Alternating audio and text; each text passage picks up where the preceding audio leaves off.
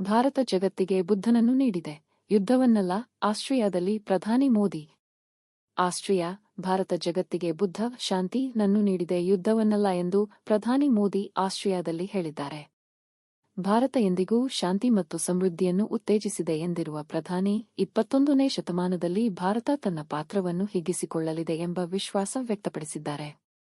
ವಿಯೆನ್ನಾದಲ್ಲಿ ಭಾರತೀಯ ಸಮುದಾಯವನ್ನುದ್ದೇಶಿಸಿ ಮಾತನಾಡಿರುವ ಪ್ರಧಾನಿ ಮೋದಿ, ಹೊಸ ಮೈಲಿಗಲ್ಲುಗಳನ್ನು ತಲುಪಲು ಹಾಗೂ ಉತ್ಕೃಷ್ಟಗೊಳಿಸಿಕೊಳ್ಳುವುದಕ್ಕೆ ಭಾರತದ ನಿರಂತರ ಪ್ರಯತ್ನಗಳನ್ನು ಮೋದಿ ಒತ್ತಿ ಹೇಳಿದ್ದಾರೆ. ಸಾವಿರಾರು ವರ್ಷಗಳಿಂದ ನಾವು ನಮ್ಮ ಜ್ಞಾನ ಮತ್ತು ಪರಿಣತಿಯನ್ನು ಪ್ರಪಂಚದೊಂದಿಗೆ ಹಂಚಿಕೊಂಡಿದ್ದೇವೆ. ನಾವು ಯುದ್ಧ ನೀಡಲಿಲ್ಲ, ನಾವು ಬುದ್ಧವನ್ನು ನೀಡಿದ್ದೇವೆ.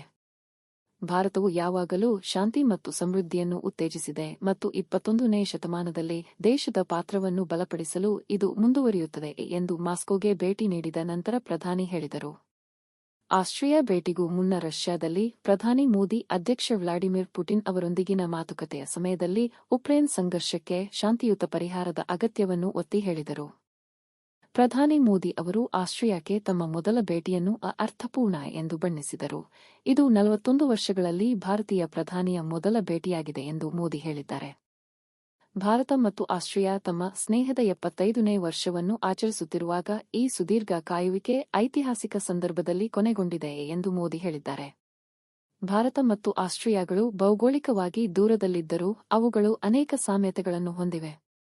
ಸ್ವಾತಂತ್ರ್ಯ, ಸಮಾನತೆ, ಬಹುತ್ವ ಮತ್ತು ಕಾನೂನಿನ ನಿಯಮಕ್ಕೆ ಗೌರವದ ಹಂಚಿಕೆಯ ಮೌಲ್ಯಗಳೊಂದಿಗೆ ಪ್ರಜಾಪ್ರಭುತ್ವವು ಎರಡು ರಾಷ್ಟ್ರಗಳನ್ನು ಸಂಪರ್ಕಿಸುತ್ತದೆ. ನಮ್ಮ ಸಮಾಜಗಳು ಬಹುಸಂಸ್ಕೃತಿ ಮತ್ತು ಬಹುಭಾಷಾ ವೈವಿಧ್ಯತೆಯನ್ನು ಆಚರಿಸುತ್ತವೆ ಮತ್ತು ಚುನಾವಣೆಗಳು ಈ ಮೌಲ್ಯಗಳನ್ನು ಪ್ರತಿಬಿಂಬಿಸುವಲ್ಲಿ ಮಹತ್ವದ ಪಾತ್ರ ವಹಿಸುತ್ತವೆ ಎಂದು ಅವರು ಮೋದಿ ಘೋಷಣೆಗಳ ನಡುವೆ ಹೇಳಿದರು.